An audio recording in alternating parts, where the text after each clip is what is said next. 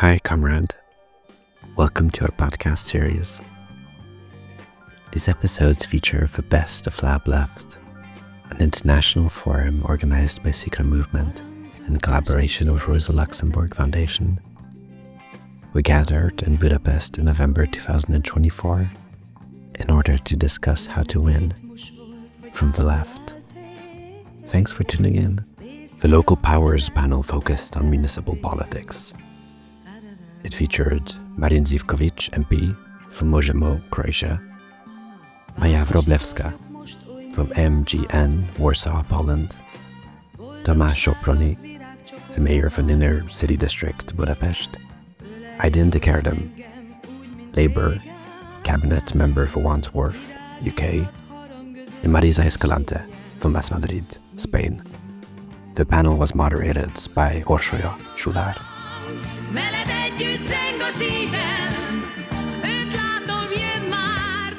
Okay, so we're just out of a Local Powers panel moderated by our very own Sudár Orsolya.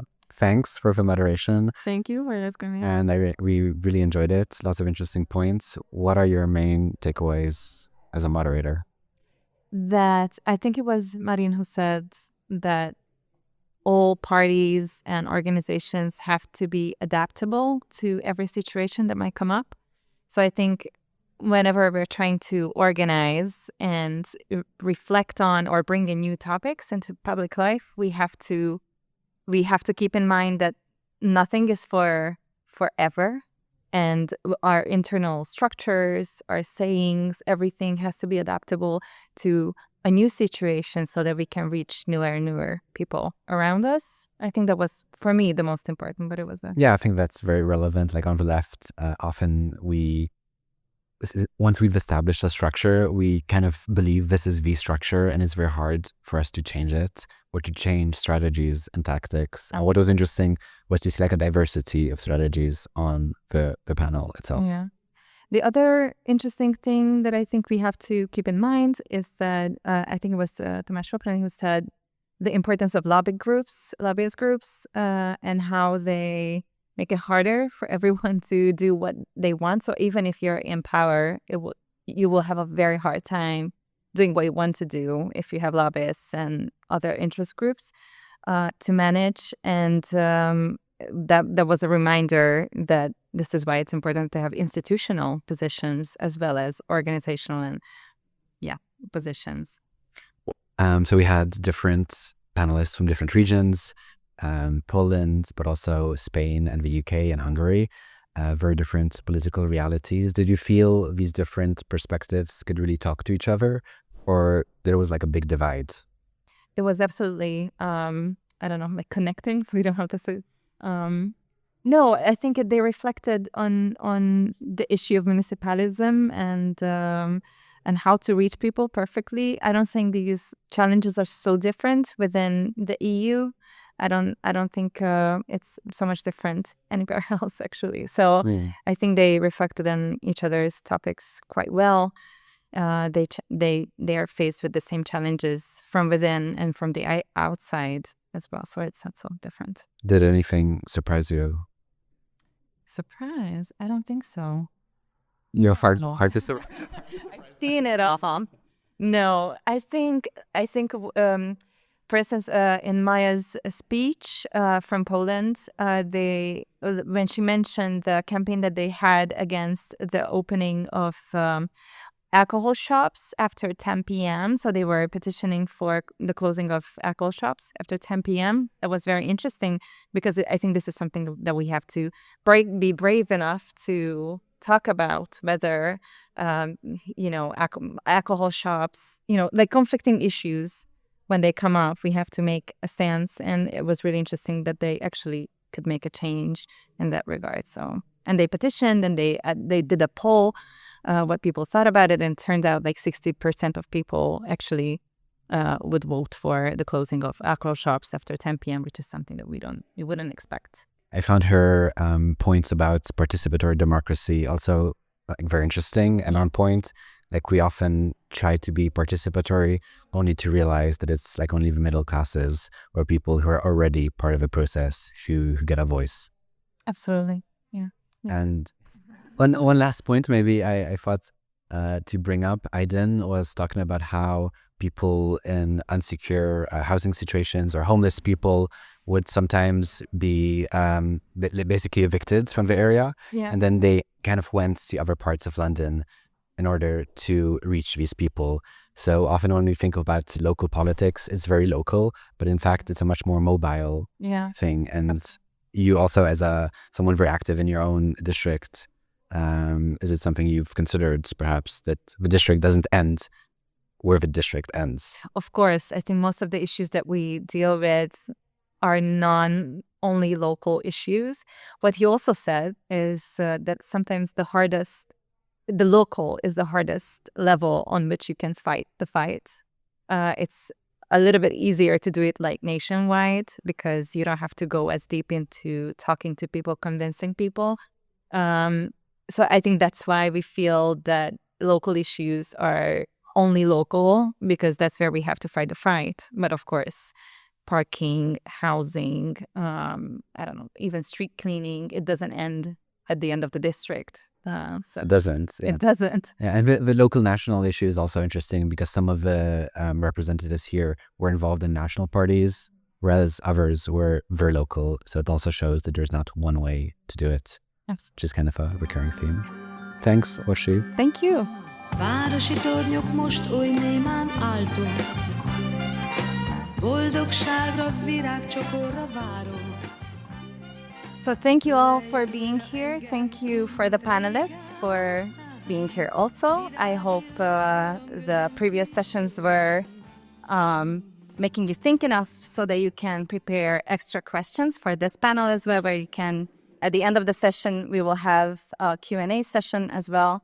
So please prepare questions in the meantime. I would like to ask a Szikra member to, at the end of the panel, to help me with the microphones if there are questions from the audience. So whoever thinks, okay, Levi, thank you. So let me welcome our panelists, Marin Živković, a member of the Croatian Parliament, a city councilman of the city of Zagreb, and a board member of in the Zagrebianaš political party. Thank you for being here.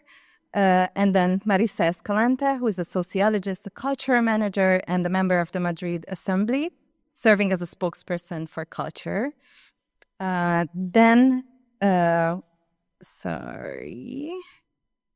We have Aydin Dikardam, who is a Labour councillor and cabinet member for housing in Shaftesbury and Queensbury, if I said it right. And then we have Maja Wroblewska, a member of the Miasto Jest Nasze, the biggest urban movement in Poland. And we heard a lot about you in a conference last week in Warsaw, so thank you for being here.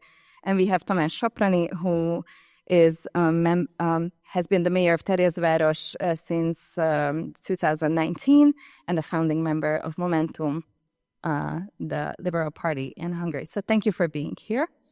I have segmented our session into 5 topics. I hope we will have time for all of them. But first, just tell me about your movements and political parties and what your journey into leftist or leftist-leaning politics was like. And we're going to start with you. Thank you. It's very nice to be here. I'm really glad I can be a part of this. Well, our political party really started in the mid-2000s, like 2007, 2008, when we had big student protests in Croatia. We were fighting against tuitions, and at the same time, we were defending in another action. We were defending one public square against privatization, and that was kind of the basis of our movement. A lot of people from there went to the NGO sector, work in a lot of other fields, and basically at some point we felt powerless in that context and started to build a party. From there, we had quite of success. We ended up in charge of the city of Zagreb, And in the last year's elections, we doubled the number of our MPs in the parliament, and after that we even won one seat in the European Parliament. So from kind of humble beginnings, not so long ago, now we are kind of a third biggest party in the state, and the most left party in the parliament. That is. It is to. So sure. You said totally, and I said, see, Hello, Mingmen Kine.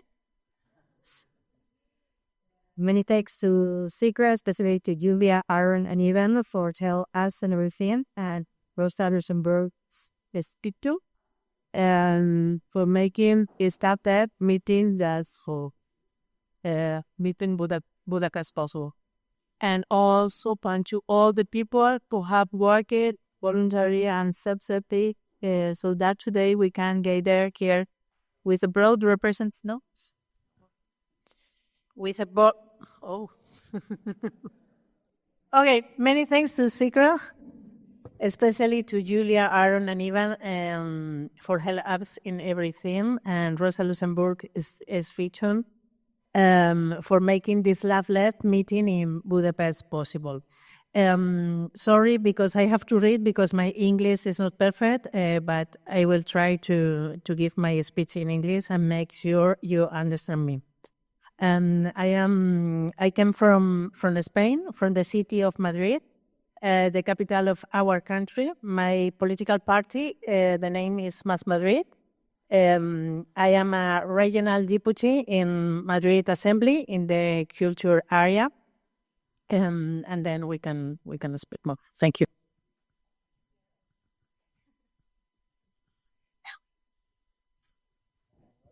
Hello, is that working?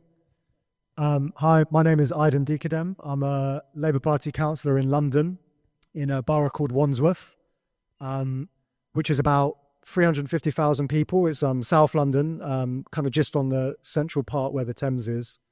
And I got politicised through basically living under what had been 44 years of a Conservative-run district and seeing what was happening to the area, particularly around housing. So that part of London had been historically famous for selling off council housing, selling off public housing, and also for bringing in multinational developers to come and build huge luxury apartments while many people were homeless or on the waiting list. And I saw how my own neighbourhood was being gentrified, how there was huge inequality. And I was of a moment in the Labour Party where it was quite exciting and left-wing because Jeremy Corbyn had just been elected as a leader. So there were lots of young people getting involved. Obviously, contexts have changed, but locally in our area, we've managed to maintain some of that energy and some of that politics, particularly around housing, particularly around council housing. And so that is basically how I got involved in politics. Thank you. Hello, and thank you for having me. I represent Miasto jest nasze, which in English is The City is Ours. We are an urban movement based in Warsaw, Poland, and we advocate for the development of social housing, public transport, and environmental protection. This year we had local elections, and actually 16 of our grassroots activists were elected as the city or district councils. And frankly, 16 deputies may not sound like a lot, but for us it was actually a huge success because for Warsaw, this is a historic event. This is the first time we actually have people from social movement as elected deputies. And it's important because for the last 17 years, the ruling Liberal Party had a single majority. So basically, they could pass any legislation they wanted to. And this is difficult because they have very strong connections to the banking and real estate sector. So now we have this foot in the door, and we hope that this is a change for better. And as for me, I joined Miasto jest nasze 3 or 4 years ago. And I used to work as a spokesperson during our last local campaign. I was responsible for the co-creation of our campaign and public image. And now I actually work as a person for conflict resolution in our association. so to make us stronger internally and be less prone to burnout. Thank you. Hope this one works. Yes, it does. Thank you for having me on this panel. And you've asked us to introduce our party's movements. And I guess that most Hungarian-speaking audience members know Momentum. But still, I was one of the founders of the party back in 2015, let's say. That was the beginning of the movement. And it was founded by an ideologically very colorful group of people, of 140 young people. And the first big campaign was Olympia, as you might know. That was for a referendum, and we were against the bid itself, the Olympics bid, and it was rather successful back then. And I have, as I said, it's a very colorful ideologically, the party is. And I have always been a bit of a left-leaning dissident within the party. And you also asked what led us towards this direction. I think I can pinpoint a single moment in my life as well where I had an epiphany. Basically, I come from a working-class Catholic family. My father was a sexton. My mother was disabled, retired pensioner. And I got a good education. I was much better off than my parents when I became a translator. And there was this single moment, like 14, 15 years ago, when at the end of the month, after paying the bills, I went to the shop, to the grocery market, to just do the shopping. And I realized that I can buy things without actually having to look at the price tags. And since then, I believe that freedom doesn't start when you can say anything that you want, where you can do some things, but when you can actually at least put food on your table after paying the bills and buying things for yourself at the end of the month and your family without actually having to do that. So that's what I am working for in Hungary and in Kelet-Európából. Thank you so much. I think these issues still, are part of the epiphanies of many, many people who realize that we don't start the same way our lives. And yes. So the first set of questions will be about municipalism. All of you work tirelessly for municipal goods and interest for the people through the system of municipalities. And we have seen, and this is part of Szikra's backstory as well, that we have come together to promote the power of municipal representation. And when we began this journey in 2019, the prime examples for us were Barcelona and Comú. That was something that we imagined we could do. And at that time, it seemed that municipalism was kind of like a beacon of hope in the face of capitalist neoliberal agendas. And we hoped that anything that we wanted to achieve for a more just world would come through municipal representation. And my first question would be to Marisa. What lessons can you draw from municipalist movements like Más Madrid to ensure resilience in the face of political setbacks that we have seen in the past couple of years, especially with the electoral defeat of Ada Colau? I think it works now. Hello? Yes. In 2015, I was the first deputy mayor and councillor for education, culture, and citizen participation in a small municipality in the community of Madrid, Talamanca de Jarama. Is with fewer than 5,000 inhabitants. It was 4 fascinating years as a government councillor for a progressive left-wing neighborhood association where we tried to implement real progressive measures for the town's residents. We promoted citizen participation measures, carried out numerous cultural projects always related to cultural rights, ethics to culture, the right to identity, respect for diversity and accessibility, worked to preserve historical memory and cultural heritage, and implemented important ecological and environmental transition measures, among other things. Do you understand me? Yes? Thank you. And now I am a regional deputy for Mas Madrid, a regional party of Community of Madrid. Mas Madrid was created at the beginning of 2019 with the goal of competing in the regional election for the Community of Madrid. It was defined as a citizen platform made up of people committed to political change, establishing ecological sustainability, feminist and social justice as its ideological framework. The experience of years of work governing the Madrid City Hall from 2015 to 2019 with our predecessor party, Ahora Madrid, and since 2019 being the opposition to the Popular Party is the Spanish right, during the pandemic have places us to forefront of the progressive bloc. We are the leaders of the opposition at the regional and municipal levels, and we are the only territorial force in Madrid that talked about the really matters, and the only force that keep growing and inspiring the citizen. In just 4 years, we have extended the territorial presence of the party in local institutional way.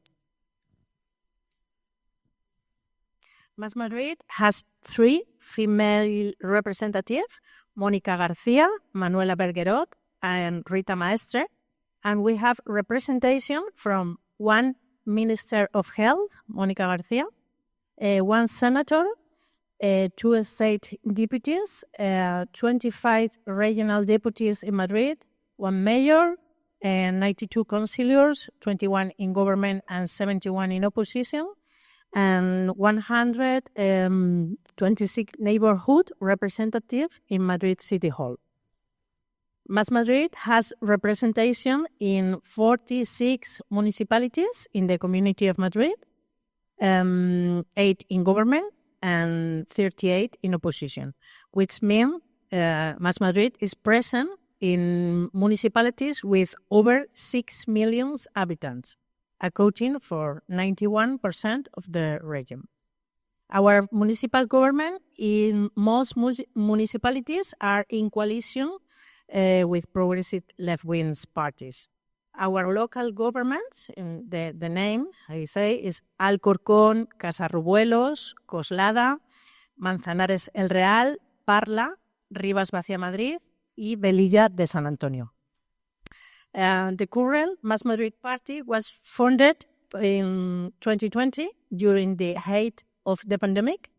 The organizational structure, including the regional table and executive committee, were created through many Zoom meetings in the pandemic. During this time, the party's organizing secretariat working on preparing an analysis and diagnostic of territorial groups and the representation achieved after the 2019 election. Participating in the regulatory process to form municipal and sectorial assemblies, developing a strategic plan to identify needs and achieve the organization growth objectives across the Community of Madrid. A significant amount of work in just 4 years to achieve an organization that is decentralized, meeting the local needs of municipalities and their diversity, not just Madrid City with over 3 million inhabitants, train it with tools to work in assemblies, and cohesive, promoting collaborative work with project management, always working in defense of public service, health, education, social service, culture, and social justice. And now, Más Madrid has a multi-level structure with a representative from each level of institutional representation to work in a conditioned manner of all the measures and initiatives we work on at the local level to translate them into proposal at the regional or state level. For example, Más Madrid has implemented Solar School and the renaturalization of courtyards or measures to adapt classroom to high summer temperatures due to the climate change in areas where we govern locally. As the leader of the opposition at the regional level, we have brought these proposals to the Madrid Assembly, showing that if something is possible in a municipality, it can be done at regional level as well. And more. Thank you. Thank you so much. Your introduction, and I think this was a very good introduction to the main issues sometimes at the heart of grassroots movements and electoral pragmatism, that sometimes we end up representing thousands and millions of people, which is a huge step from representing your own movement inside your organization. So my second question would be to Marin and Maya, who have vast experience in grassroots organization, whether or where you can pinpoint the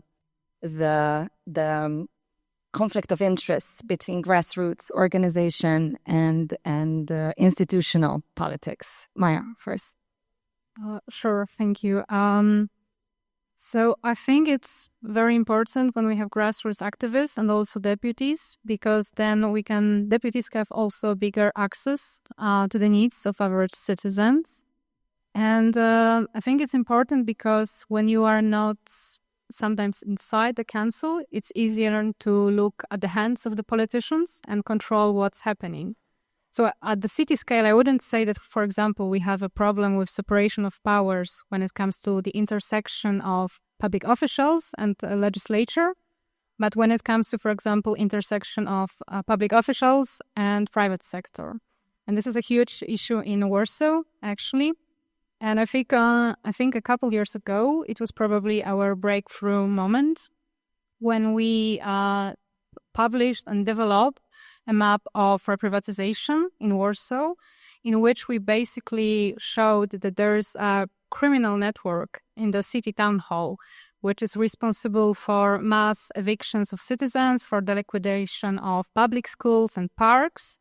And we managed to arrest people who were in this map. And actually, we managed to dismissal of actually high-rank officials, to vice mayors and the head of the housing office in Warsaw. And it was also important because we showed to the public the effects of reprivatization in Warsaw, that is actually a bad thing.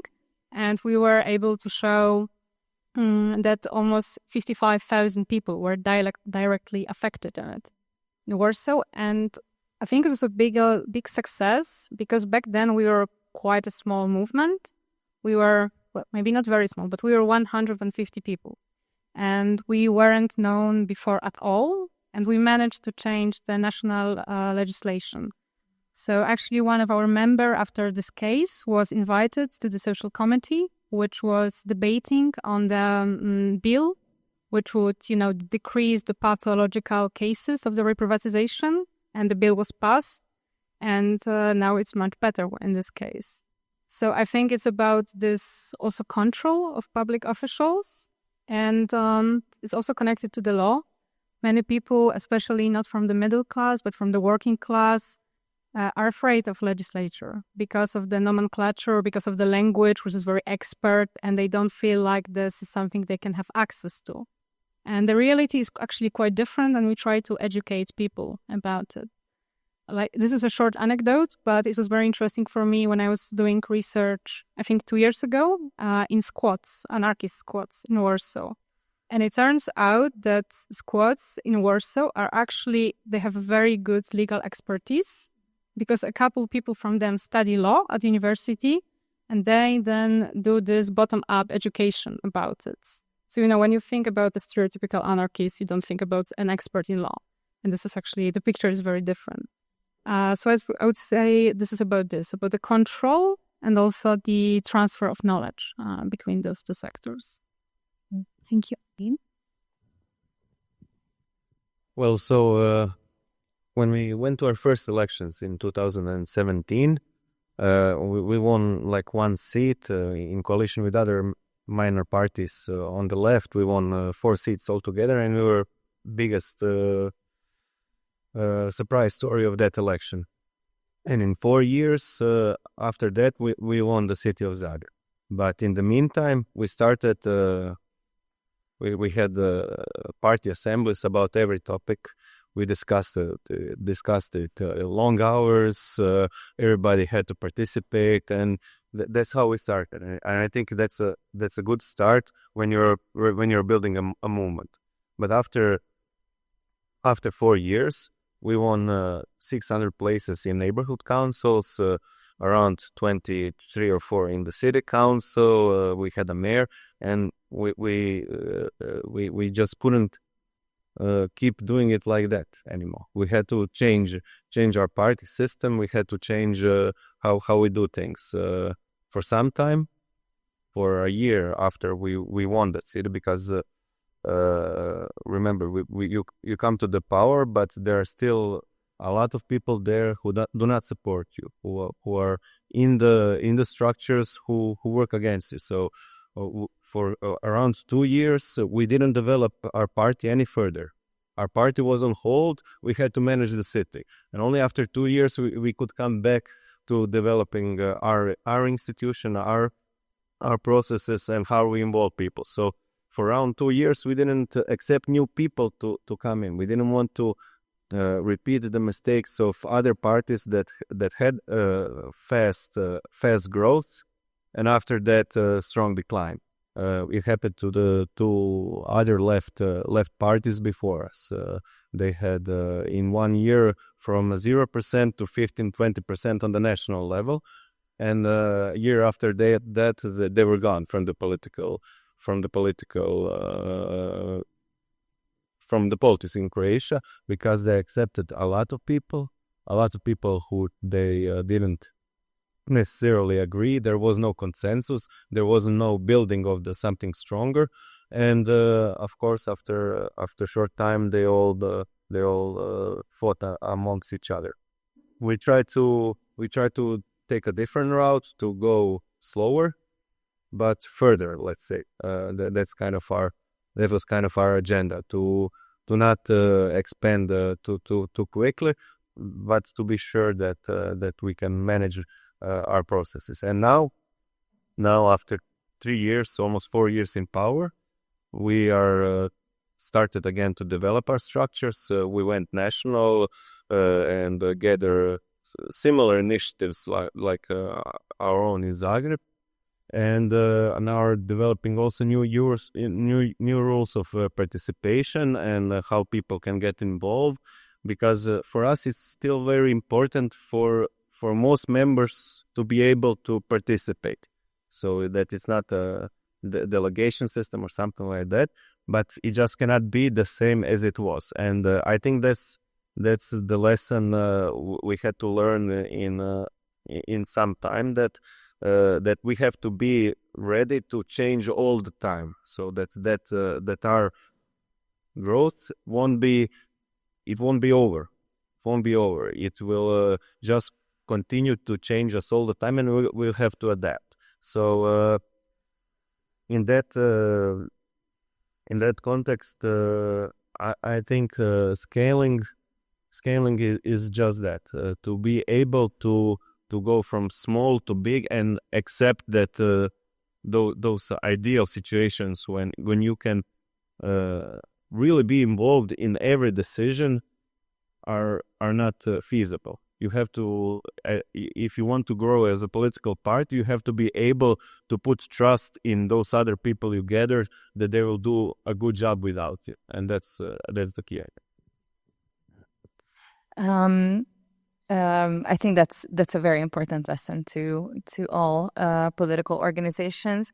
And feel free to reflect on this, Aiden and Tamás, as well. But I would also like to ask you how you manage a very similar process between the constituents and the institution, because I think when there's distrust between or within the organization to the representatives of the organization itself, a similar thing happens when you represent your constituents as well. So how do you maintain public trust?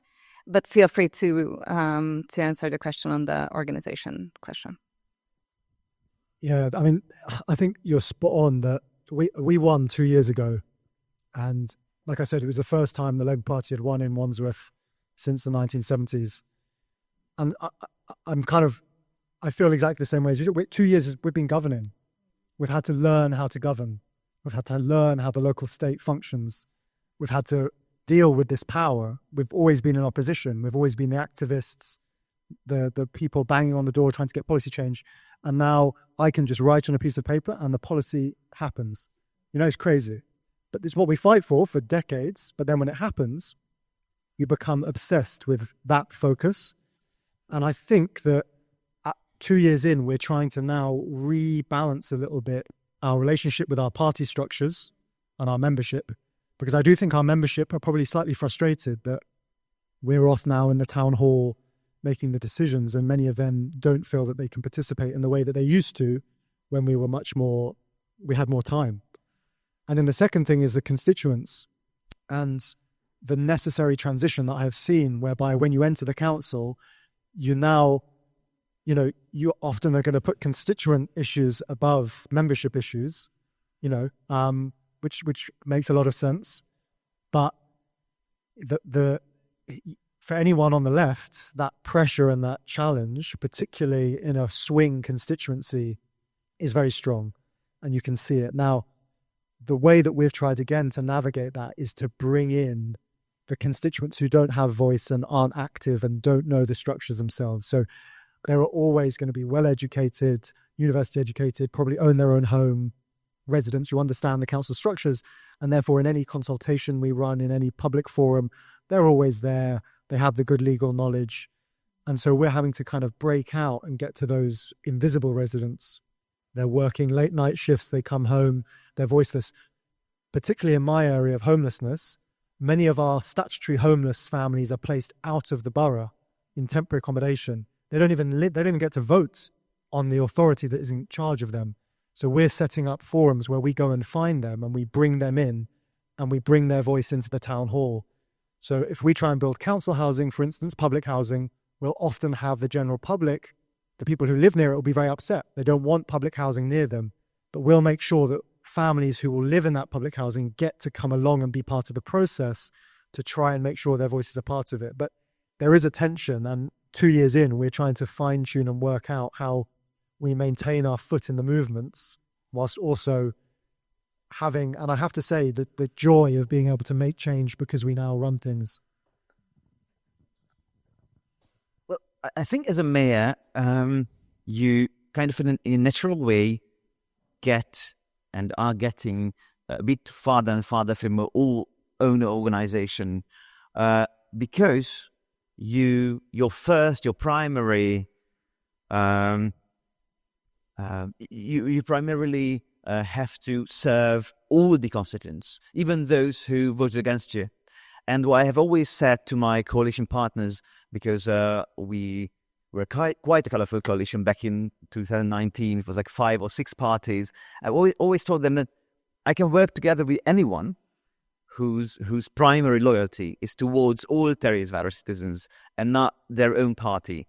And we have had difficulties. We have had conflicts because of this in the past few years, because some people thought that they have to serve their party at least on the same level as their constituents. And that is, I think, in a way, you earn the public's trust by always showing them that you serve them as well. We actually worked together with the Fidesz members as well, because they had some ideas within the council, and they came to me and said, let's do this. And it was a great idea. And I never asked them, I knew which party they belonged to, but I never really cared about their colors. And I think that can lead to conflicts within your own party even. But certainly I think it's a must to have your first and utmost priority to show loyalty towards your citizens. Yeah. Absolutely. I think that's the core challenge with collaborations and coalitions, that you might have to work with the people that you don't necessarily agree with on most of the issues. But we might find ourselves also in Szikra in the situation that we might have to collaborate or work together with a Fidesz representative on maybe some certain issue. And the next section will be about collaboration and participation. I'm just realizing how nicely these topics are connected. And my first question would be to Marin about the challenges in making certain types of coalitions and collaborations with unions and grassroots movement and housing movements from within the power grab. And I assume that sometimes these things can get hard because these movements tend to maybe a little bit oppose whoever is in power. What's your experience with this? Well, to just give the context, first, as I said, many of us really came from the NGO sector, and when we started our political journey, we kind of empty that space out. So unfortunately, in Croatia, in Zagreb, there is little power from NGO sector at this moment. But sure, you're right. There is also a tension when we came in power. There is always different understandings of what can be done fast or at what pace it can be done. But I think now, after 3 years, I really welcome, especially when it comes from the left, every pressure to implement something, because in a way it gives us more power to implement our policies. To implement policies, I was surprised when you said that you just write it and it happens.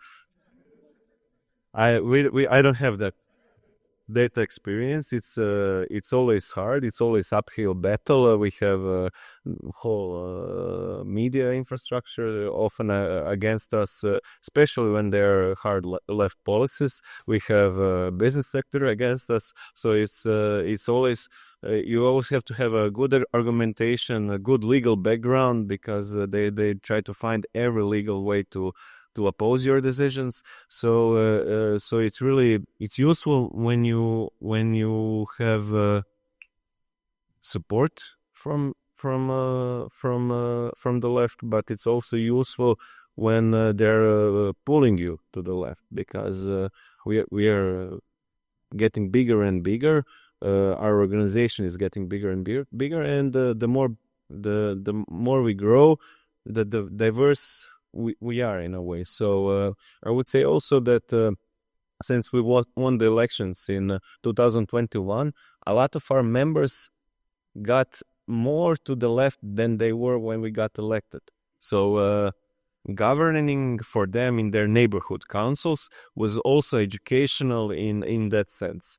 I don't know what's how to resolve those conflicts, that there will always be, but we really try to, in our policy, to have the more participatory models that we can. So when we are doing spatial planning of the city, it's participatory. When we are making neighborhood budgets, it's participatory. So we are just trying to involve as many people as possible, and our program that we went to those elections was very participatory in a sense that we put a public kind of poll for people to write to us what do they want to change, and we got thousands and thousands of responses that we read all of them, and that's how we made our political program for that elections when we won elections.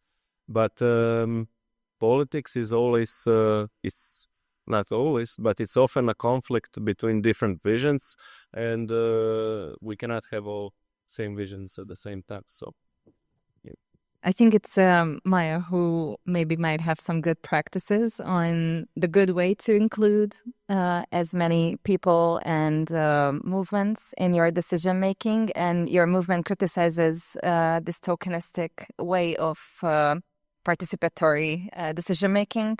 Can you explain what that is to you, this tokenistic fake inclusion, and what your better practices would be? Of course. So at our movement, we are all for the public participation. This is a great tool. But as you have pointed out, it's often tokenistic. In Poland, social consultations or citizens' assemblies are not legally binding. So it's very common that the council commission them and then totally disregard the results of it. So, for example, for the last 2 years, we have been campaigning to ban selling of the alcohol after 10 p.m. In shops. Experience of different cities have shown that it decreases the criminality rates and the noise pollution, especially in the poorer districts where most 24 hours alcohol shops are located. And independent research showed that 60% of Warsavians are actually for the ban. So the council commissioned the consultations, which only proved this result. And we are half year later, and basically nothing happened. Like, president totally disregards and shuts on the topic. So, public funds were spent, and it was basically a waste of them. So we see, so this is one problem. And another is that often public participation is mostly for the middle class, because it's usually people with higher cultural, financial, or social capital who take part in them, who feel like they have this expert knowledge to give their opinion. And working class often don't understand, or they just don't know that public consultations are happening. So what do we do about it?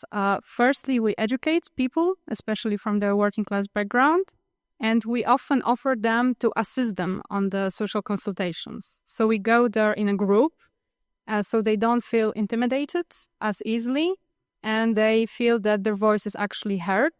We also do this with the city council meetings. In theory, city council meetings should be opened to everyone, but in practice, individual citizens often cannot go inside. So when we go in a group, they give up and they let us in, and we can raise our voice on particular important issues. And I think the second solution, so the one is the change also of law to make public participation, at least to some extent, legally binding for the authorities.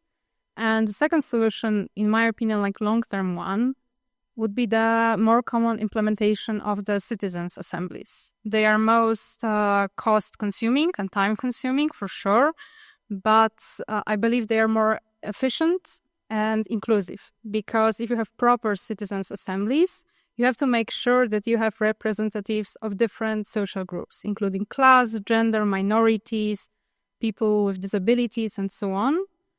And secondly, people who participate in citizens' assemblies should be paid for doing so. So they don't lose their income at work, and actually their employers are notified that their employees were drawn to the public participation, and they can't argue against it. So this is once again the case of legislation. And last but not least, public citizens' assemblies also have facilitators, so people who make sure that each voice is heard, and not only of people with, for example, higher capital, cultural capital. I'm not saying that they are perfect. They also have major disadvantages, but for me, this is a huge step forward.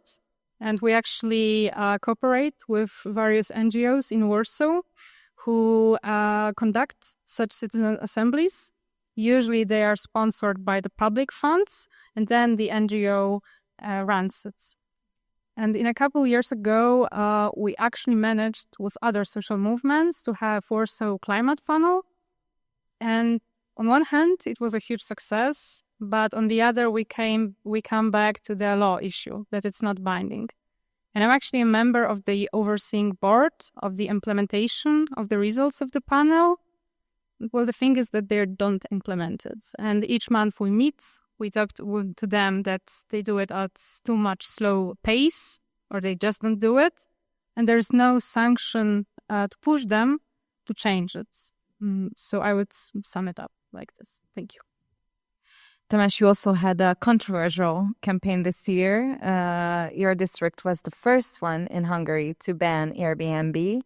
And I would like you to share with the group what your participatory process was like. How did you know whether this would not be a complete fail from the... I mean, I'm sure you weren't completely sure, but what were the impressions? What methodologies did you use from office, and what collaborations we collaborated with Szikra in the campaign? But what other methodologies did you use too? Okay, if I answered all your questions, then we would be here for quite a while. But thank you.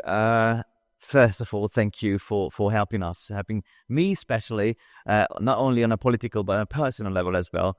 I mean, thank you as a Szikra member as well, because it was quite a hard time for us. Firstly, there was no political party movement whatsoever that would be on the pro-ban side, basically, and Szikra was the only one that basically joined me in this campaign fight, or whatever it was, because it was the most brutal campaign that I have ever participated in. And as I said, I'm thankful on a personal level as well, because all the hatred, all the anger of the property owners, of Airbnb owners, were channeled towards me for quite a while, at least until the moment that Szikra joined in. So thank you for getting some bullets as well.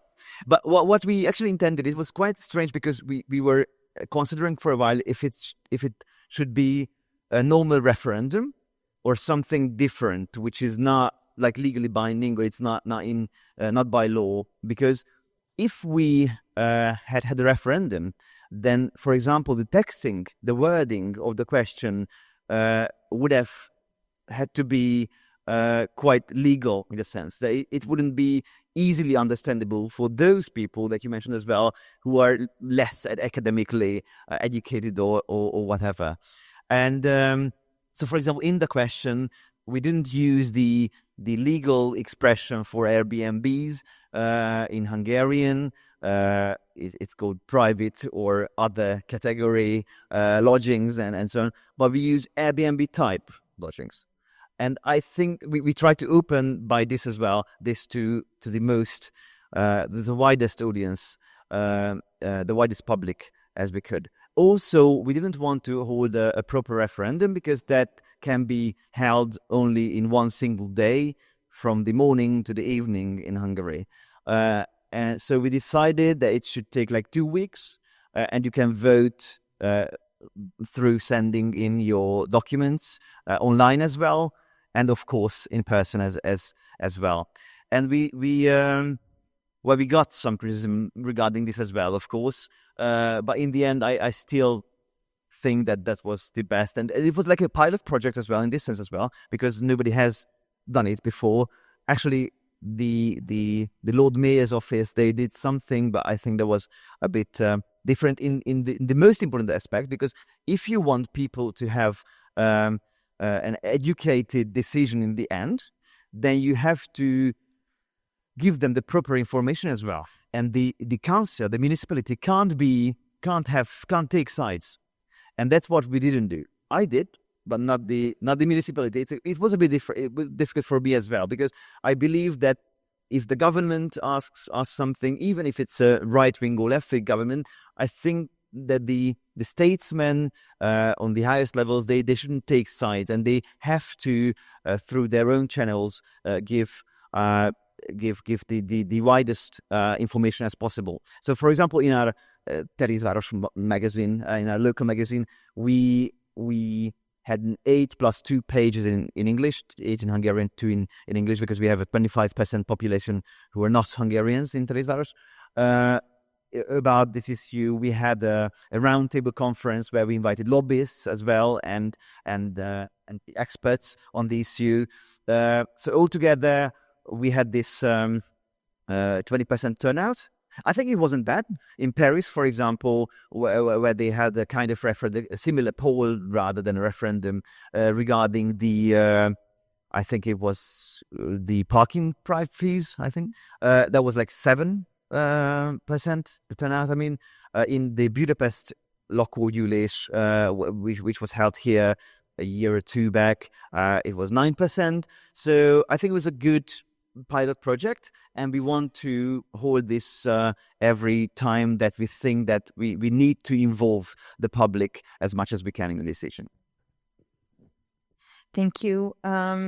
Yes, there was lakógyűlés, like this local referendum in Budapest this year as well, but people don't remember because it didn't participate. It wasn't well advertised. So it's also a note to self that we need to advertise. And I think that's also a benchmark, that it's the responsibility of all politicians to disseminate the information, because sometimes these referendums are used as leverage that people don't participate, but they don't participate. And in many municipal, benefits, for instance, people don't take them because they don't know about them. So this is also a question of language, accessibility, and whether you want to talk to the constituents at all.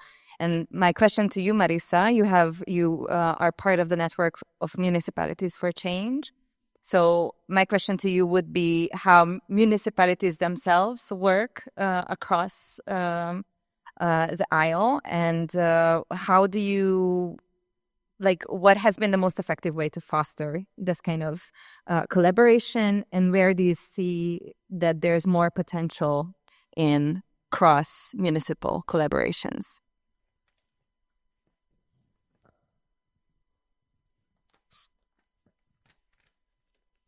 I want to say that Madrid is not in Eastern Europe, but we have similar challenge to those in many regions under authoritarian or heavily neoliberal control, like the one led by Popular Party in Madrid, for example. In this context, municipalist movements face growing centralization of power and deeply entrenched hierarchies that make citizen participation difficult. At Más Madrid, we believe that transforming the cities involves rethinking urban space and place of social justice with a feminist vision of space and public policies that promote universal access to housing, education, healthcare, and culture. A key aspect is participatory democracy. The voice of the citizen must be central to decision making. It's not just about voting every 4 years. We need to create real spaces for participation, like participatory budgeting, to ensure communities are actively involved in decision making. In our local governments, we work to ensure communities have an active role in building policies that directly affect them, such as economic empowerment for women and vulnerable groups. Cities must be key players in creating and fostering a more equal society. We must be able to manage our local governments effectively and efficiently, so that we can become an example for others, protecting and safeguarding public goods like education, healthcare, culture, and social service. In short, responsible management and a strong defense of the public sector against privatization and corporate profit. From left-wing municipalities, we have the capacity to be the driving force for change and at very challenging international moment where the rise of the far right is strong. We have a duty to offer an alternative model that faces crises and resolves them in a fair, democratic, green, and feminist way. What we are facing is both a challenge and an opportunity that we must take on with courage and commitment. Thank you. I think the connecting dot is in all of your stories. I'm sorry, Aiden, do you want to add something? Because I forgot to write a specific question for you. But if you want to add something, okay. So the connecting point is housing and public goods. This is something that all of you have dealt with in your own particular way. And this question is to all of you. How do you, when we talk about the protection of public goods or public spaces, the protection of the right to live in a safe community and not among foreigners in a building. So how do you make sure that, first of all, you can explain the fiscal consequences of your demand? So how do you explain to voters that this is actually, even though it might sound that we have less income for revenue for the city hall because we have less taxes from Airbnb, how do you explain to voters that this is actually good? And do you use these campaigns or issues to collect more people into your movements or organizations? Are these things able to have more people in the organization? And first, we can start with you. Well, in Zagreb, it was kind of a ridiculous situation with Airbnbs. On the local level, we are quite limited in what we can do. You said you banned the Airbnb. We don't have that authority. But we can we can tax Airbnbs and we decide what the tax is. But there is also national limit on how much that tax can be. And in Croatia, that tax was 200 euros per year. So I mean, we put it at the maximum, and there was a strong opposition from the media and everything, but it didn't do anything. I mean, of course, because to expect that such a low taxation could do something in that sense, it's ridiculous. So we did everything in our constitution that we could, but it was more to send a message that that's something we are against and that we are going to fight on the national level to change those, but not so much what will happen on the local level. On the other hand, we are managing our public housing. We had around 6,500 units. First thing we did was we forbade the city to sell those anymore, because in recent years a lot of those units were sold, and we started building some more, and we redeveloped the rules how you can give, to whom you can give public housing. In previous years, a lot of deserving citizens, let's say, were in public houses, and not so much those who needed affordable housing or social housing. So we redeveloped rules, and we redeveloped the payment method. So we introduced the payment method that everybody is paying according to their ability. So those who have the lowest income pay almost nothing, but those who are already in public houses and have huge incomes, they will be kind of taxed in a way. They will have to pay almost more than its let's say market rate. So they would be motivated to leave those apartments, because we have only like 2% of public houses in the whole city. So we really wanted them to be for those who are in need. although if we had, of course, a lot, like 50% or something, the ideal would be for those who get public housing to stay in there. But we are not at that level. So I think policy should also be changed according to the context.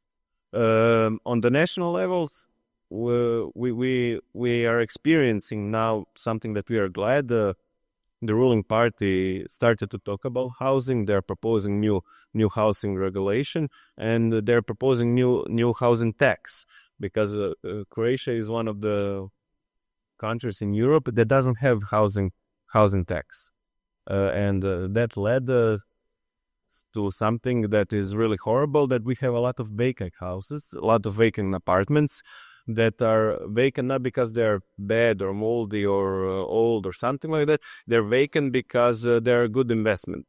There is a lot of speculative capital in Croatian real estate market, which led to huge growth of the worth of those real estates, and huge draw from all around Europe of capital to Croatian real estate market, which makes real estate unaffordable to local citizens, and at the same time the rents go up and so on. So the tax will be implemented, but also at the comedical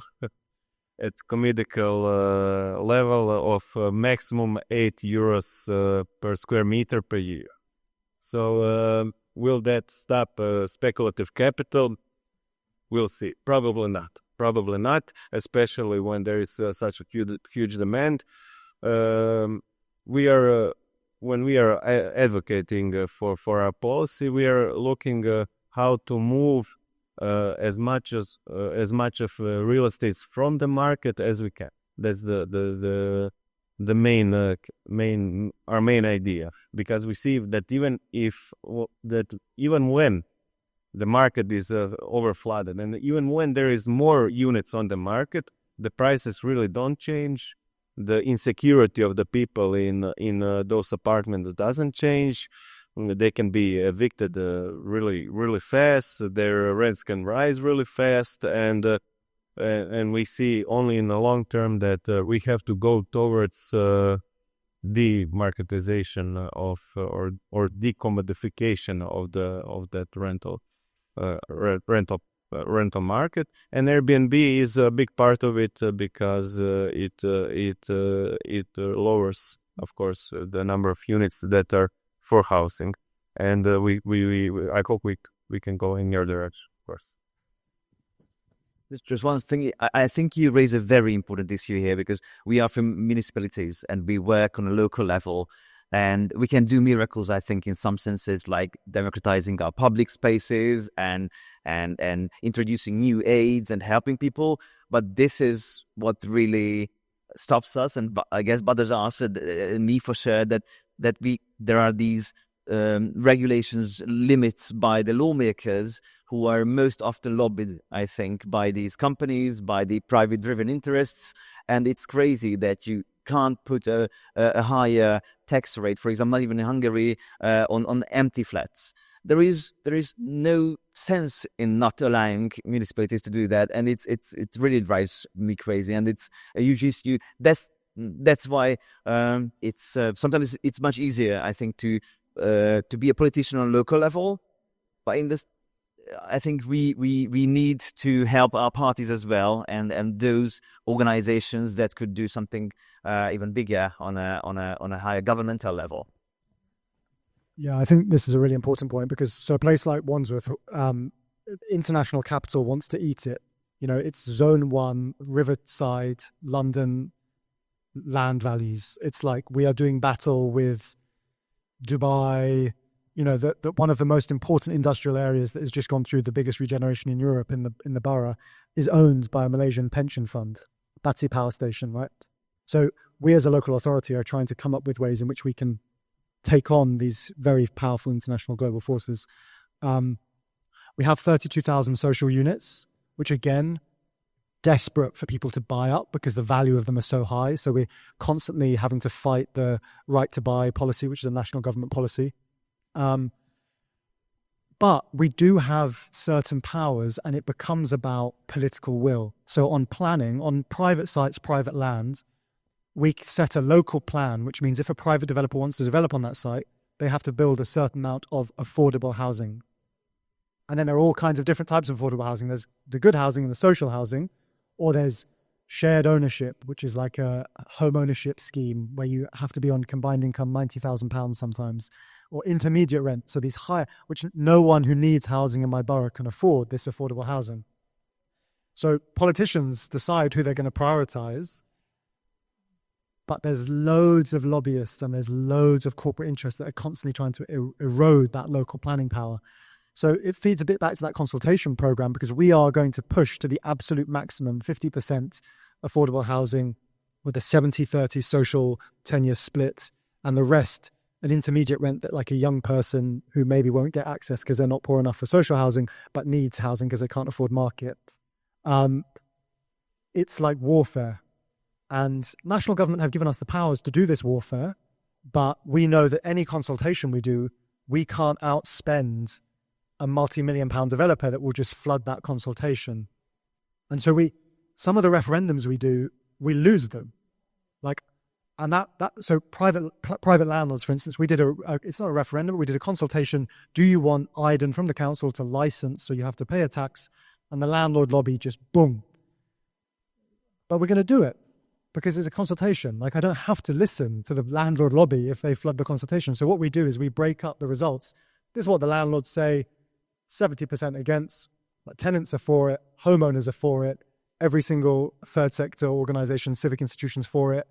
Okay, the majority were landlords that fed in, but we're going to decide not to, because sometimes you can't just go with the referendum. Sometimes you just have to take the political hit and say, we think this is the right thing to do. And then you try and show the public how that dynamic works. It can be politicizing. So the developers hammer us, and we now wear it as a badge of pride. So if the media comes for us, if the PR companies come for us, we go out to our residents and we say, look, when we tried to get social housing, this is what they did. So there was a big grand opening of the Battersea Power Station. Every political figure was coming to open. We said, we aren't going to go because our job is to represent the interests of our residents. There are live planning applications with this developer. It wouldn't be right for me to take hospitality, to have champagne with the King and Queen of Malaysia as they cut the red ribbon. That's not what I'm in politics to do. People were furious. The media did things about it. Even the trade union movement came out and attacked us because their workers had helped to build some of these private flats. But we said, look, we're not going to go to this event because our job is to represent you and we don't want there to be a conflict of interest.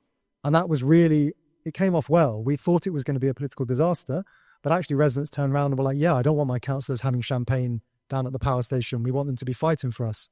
So we try and unbalance sometimes. And on housing, I think mass politics is with us.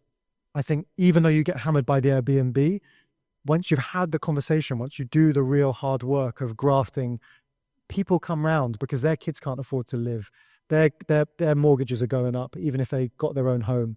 They know that social housing is a problem because they can just see it in their communities just changing overnight. So housing, I think, is an area where the left can take political risks because it's a politicizing moment. Even if we lose the fight or the fight becomes really vicious, we can say, look, this is what we're up against. Come join us. So that's where I take it, even if things seem really, really difficult. Just as a funny anecdote, yes. Yes, you go ahead. In Madrid, we have a serious housing problem too, where housing has become the most valuable speculative commodity. In the city of Madrid, large owners of 5 or more properties, as well as mutual funds, are concentrated in Madrid. Our president protects them because she defends the liberal model of Milei in Argentina, where the housing market is unregulated. The government of Madrid has rejected our proposal for a tourist tax, for example. From Más Madrid, wherever we hold local governments, we are working to implement the Vienna model We invited Michaela Kauer, the former deputy mayor of Vienna, to share her insight. We are running a powerful campaign to control rental prices, implement indefinite rental contracts, shut down tourist apartment, as has been done in New York or Barcelona, and build public housing.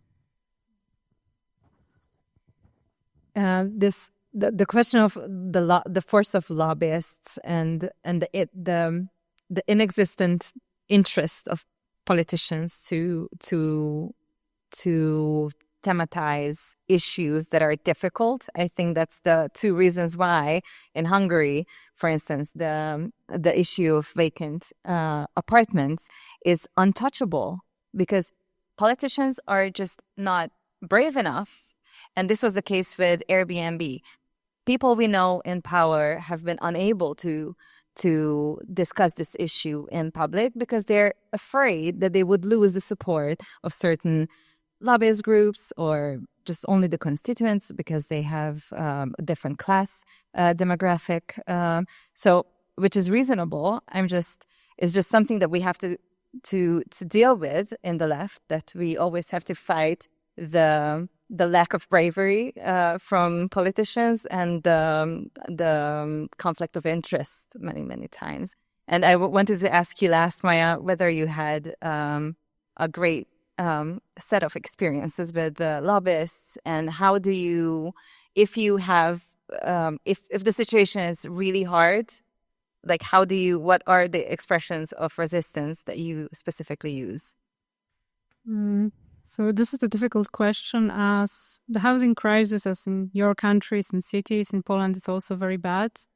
If I'm correct, we actually have the highest mortgage rate in European Union at the moment. We have rent prices as high like in Berlin, but with a significantly smaller income. And over 60% of people up to 34 years old still live with their parents. When it comes to the social housing program in Warsaw, last year we built 400 new flats.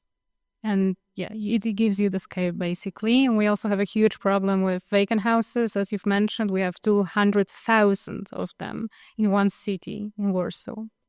And it's difficult because when it comes to housing, we didn't have much success with pushing through the law changes or policies changes because the lobby is so strong.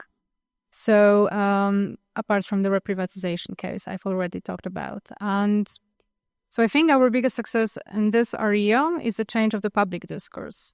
It's difficult because we have either conservatives or liberal media. So liberal media supports the ruling party, they don't want to criticize them. So at one point, we noticed that if we want them to start actually write about housing crisis and write about our issues, we need to have like this cool factor or sometimes even absurd happenings or stuff. Because then, it's not that risky, it's a little funny story. They start to write about it. And finally, they write more and more about it. And at some point, politicians cannot deny any longer that we have a housing crisis. They have to admit it. So, for example, one of the breakthrough events like this for us, I think it was 2 years ago, and it was also focused on the vacant houses problem.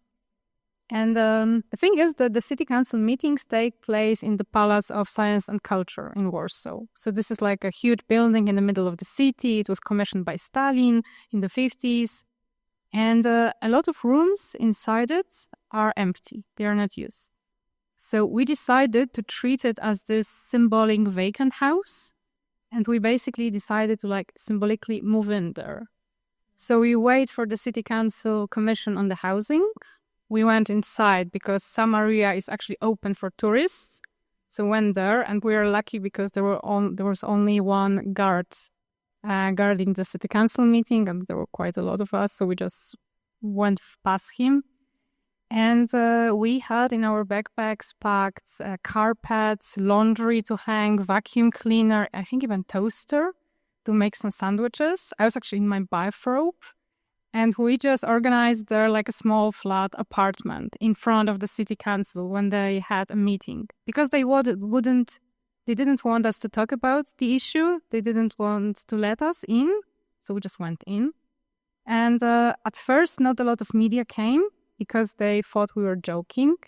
But actually, we were lucky because a couple of bigger media showed, and they just found other press offices to also come. So we had the media coverage, and when the press was there, the politicians couldn't deny talking with us. So we actually were able to raise the issue, and the topic started to be publicly present in the public debate. And now we can, talk about the tedious stuff. So actually concrete postulates, what we can do about the housing crisis to avoid it in the future and to change it. So, yeah. Thank you.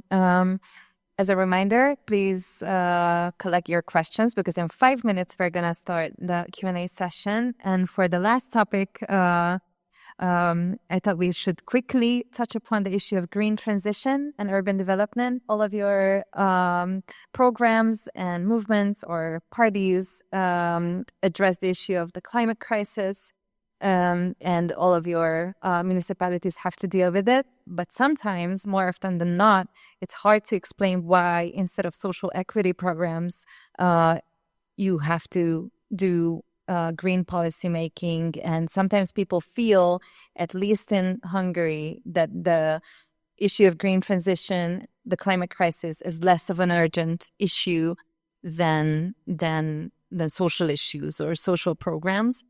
So let's go in a round. How do you tackle the issue of climate crisis in your programs? I mean, the usual way. We plant a lot of trees. We make public transport better. We make it broader. We make it more cheaper. We make it cheaper. We make it free for people that are retired and so on and so on. And we make more bicycle lanes. More parks, more stuff like that. Solar panels on all of our institutions, and yeah, it's sometimes is a struggle to explain it, especially bike lanes. People hate bike lanes for some reason, especially when they're taking car spaces. It's kind of our biggest problem at the moment, but. I think the weather is doing us favors all the time because these catastrophic events are happening more and more often, and people are seeing concretely on their life what kind of change is doing. So year by year we have to explain it less why we have to react, which is making our job easier, but everybody's life is getting worse in a way. I think also with all of those policies that we are making, we have to make sure that all basic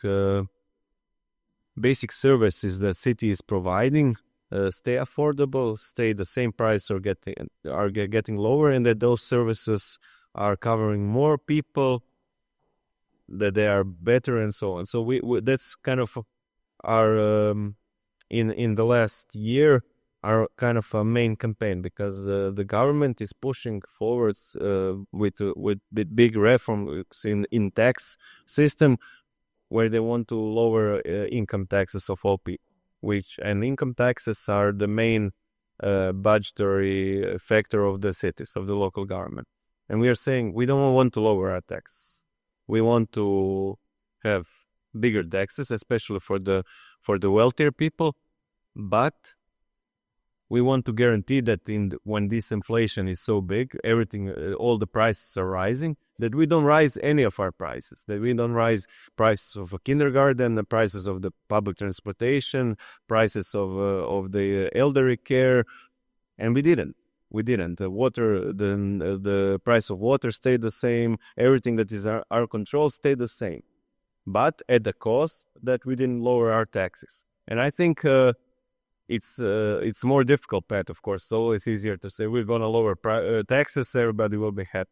But I think as a left, we cannot fall in that trap. We have to say the taxes are going to make life in the city better for everyone. And we have to be strong on that solidarity argument. But we also have to advocate for the tax systems that are more just, that are taxing more Airbnb than the common citizens, that are taxing more vacant apartments than they're taxing people who live in small apartments. So, Thank you.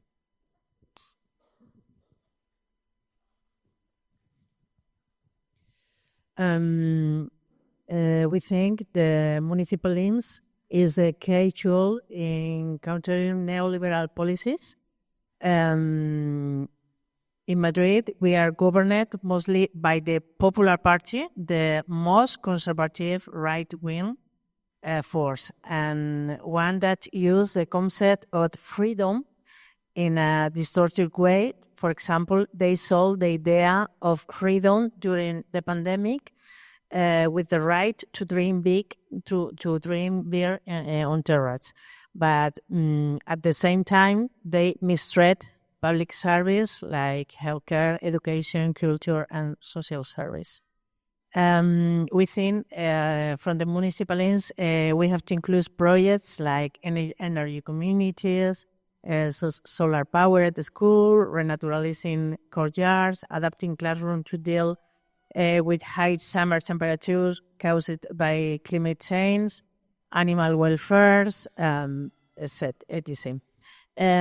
Resisting these regimens requires political struggle, but also constant work to democratize power structure and ensure that social movements are heard and respected. Yeah, on the question of climate, so that's the only area where we've done people's assemblies, like real people's assemblies, because we were so worried about the right being able to capture a kind of working class populism against policies that are often seen as kind of green, middle class, hippies, kind of. So people's assemblies were really important, and our cabinet member for environment led on those, and they've actually been really helpful for us to get a kind of populist base in order to try and move forward on some things. We suffer the same challenges that, I mean, I've seen when I was coming here from the airport, I saw you've got e-bikes and things like that.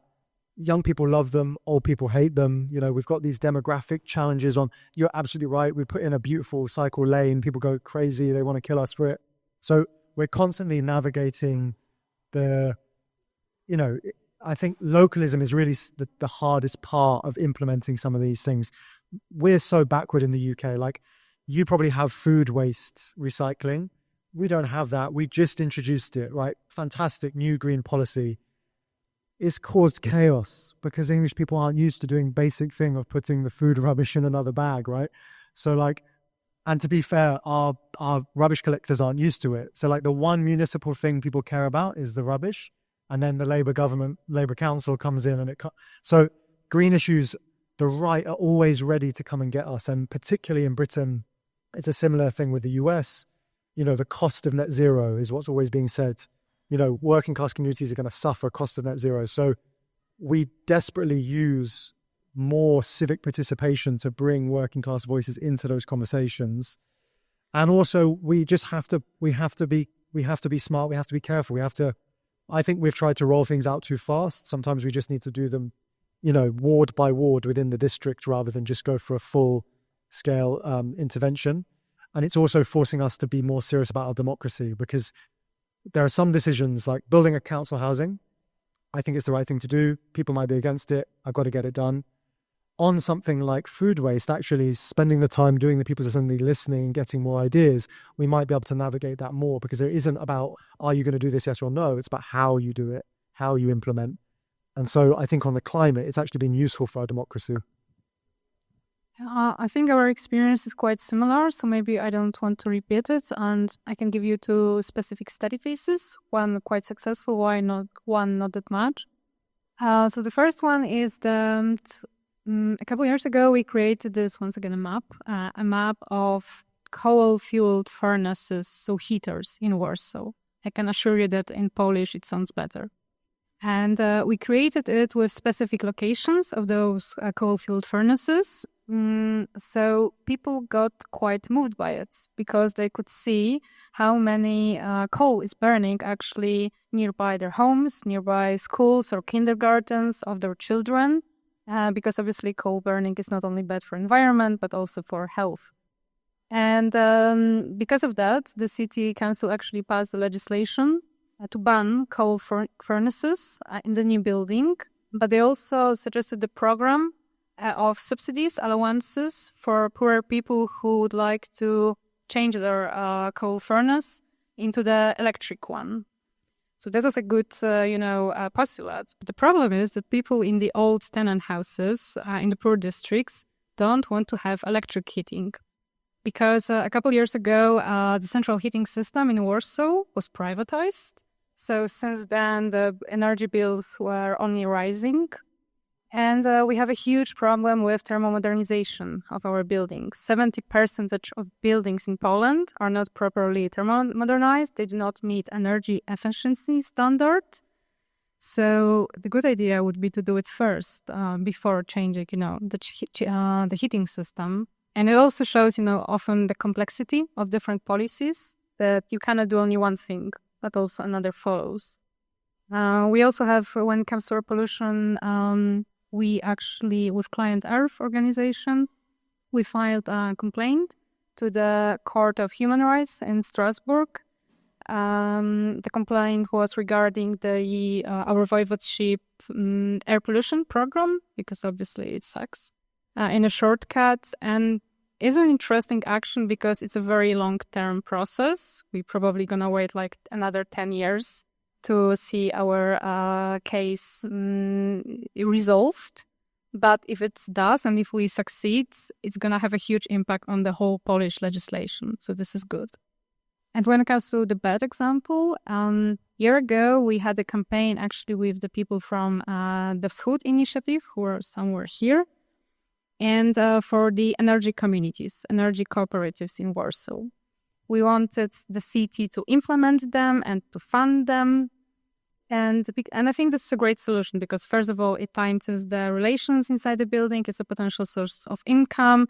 It makes tenants active members of Just Transition. But the problem is that it's a very complicated legal and also financial procedure. And for me, I think this is also the task for the EU legislators to pass the laws that are more easily accessible to different nations and also funding, accompanying it. I know that EU Greens are really supportive of it, but I guess in this particular case, we failed at explaining it in simple terms so people could actually understood what we were talking about, like what kind of solar panels, what kind of electricity plants on our roofs, what are we talking about? So, messaging is also important with all of our values and so on. Well, I think in your question you also alluded to the fact, or there is a conflict between social and green steps, or what a local council can do, or they have to decide if they do one or the other. And there is it's always a budgetary issue, probably. So if you have enough money, they can do both. But there are some parts of our work where it works both ways. For example, when we think of democratizing public spaces, it's the same when we decrease the number of parking spaces while planting trees. That I think works in both ways and helps also those who could not afford a car, but they want the public space for themselves as well, just for sitting on a bench and reading a book or whatever they want to do it. So mostly I think in our work, thank God, there is no conflict between these. And I must admit that as an inner city district, we are quite rich. We are quite a wealthy district and council, municipality that can probably do both. And we can introduce new aids besides doing things that we think that can also help our environment. But what I focus on in this sense is our health and people's health, because we can't really change the environment from such a small, tiny district of Budapest from our perspective. And although it is very important to, of course, kind of decrease our carbon footprint on a personal level and a community level as well, but what I think the most important part of my job is in this sense is to help my people who live in the 6th district to get a healthier environment, because that's what I think sometimes we don't talk enough about, how it pertains to their own lives, to their own health in a very young age as well. And that is very important in the city environment. Thank you so much. This is a very interesting and vivid conversation. I would like to give the floor to the audience if you have any questions. Aram. Levi has, yes, Levi has the microphone. He's there. No? Can you give it to him? Oda tudod adni az Aramnak?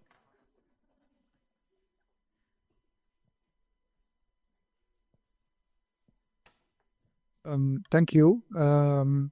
So my question is to Aydin. You said that you got involved a lot of, not involved people in your politics, etc., like unengaged voters or unengaged people. Could you talk about a little bit more about the tactics, how you did this, strategies? Was it knocking doors or anything else? And and this is it. And I just would like to praise Soproni Tamás, because he's the best mayor I think Budapest got. After maybe next to Pico, he's my boss. I have to praise him too. But yeah. Yeah. I was 24 years old, and I didn't think. We never thought we didn't know whether we would win the election, right? So the purpose for me was 100% to go out and talk to as many people face to face about the area.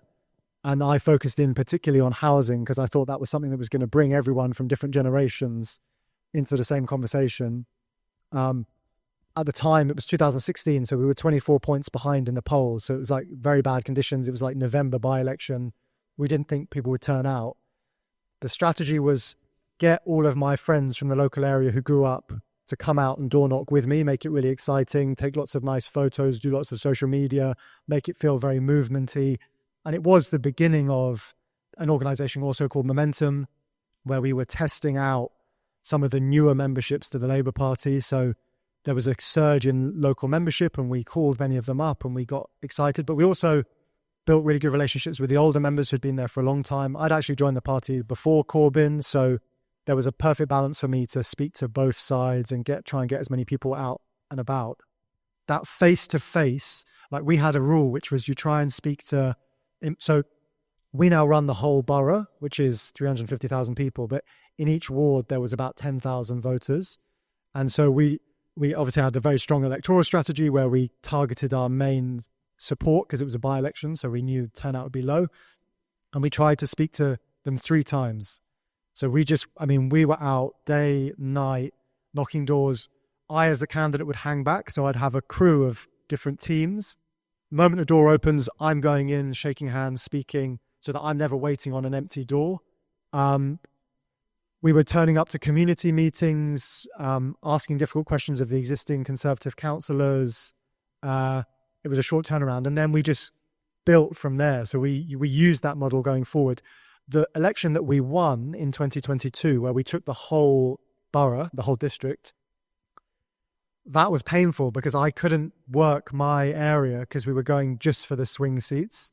So we did a very ruthless strategy where we actually left our base for a bit, and our base felt a bit neglected, and we just hammered these 3 target seats out of 60.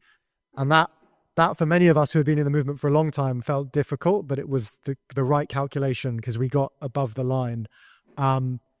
So it's much harder than it was now to build mass participation because the party's changed a lot. And some of the ways that we still believe in it. We still really believe in it. A lot of members have left, but I still try and actively encourage members to join, to stay, to be involved locally, because I think you have to be in it if you want to change things. I don't know what to say. Does anyone else want to add? Any other questions? We can also, because we started late and we want to make up for it. So if you don't have anything else to ask, this is your last chance. Yes. You? Oh, sorry. You. There's some. Thank you. Yeah. Hello. Yeah. Thanks a lot for coming here and sharing your perspectives. I really appreciate that. When I think of local power on a municipal level, I think of resilience, I think of diversity. And I wanted to ask if either of you could share examples of community projects that really show how people from many different perspectives with many different interests can kind of come together and show the power, the local power that a community has on a municipal level. Might be a bit of a general question, but yeah, any kind of, lighthouse projects that you can think of that really show these projects working well in a common space, in a public space.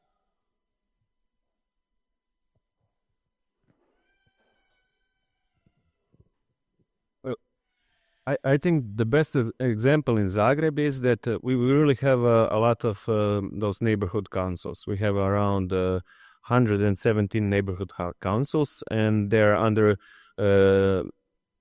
17 wider neighborhoods.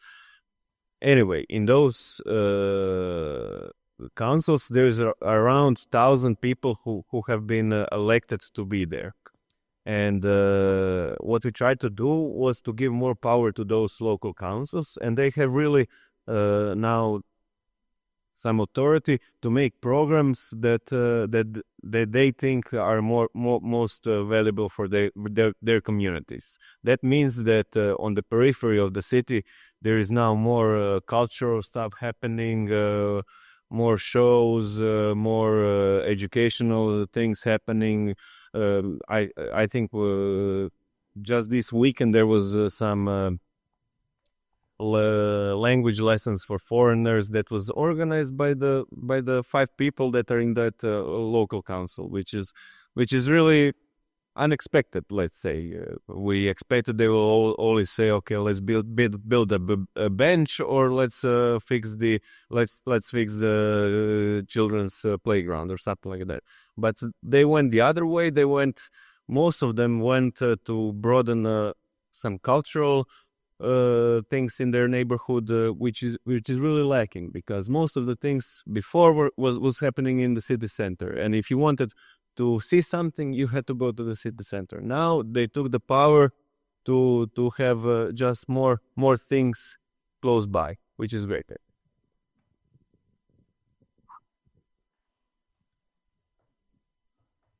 Yeah, just very quickly on the diversity point, I'd say that we have I'm Muslim, and we have quite a large Muslim population in Battersea, particularly from the Somali community. And I'd say that one of the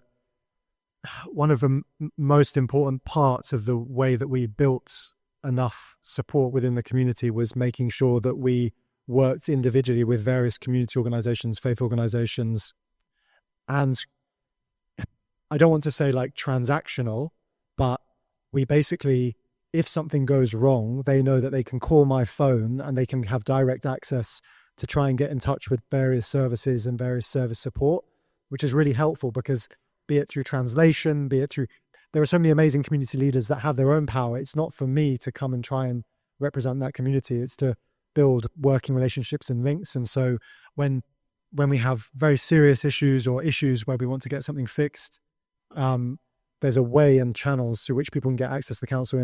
Whereas in previous regimes, I don't know if that was the case or whether those channels existed. Thank you so much. Thank you for being here. I really enjoyed this conversation, and I think we all learned a lot. We at Szikra can take away a lot from this conversation. So thank you very much. Thank you for the participation. Enjoy the rest of the day. Thanks for tuning in. To find every other episode, follow our feed. This episode was produced by Levin Takatai. Thanks to everyone who made it possible.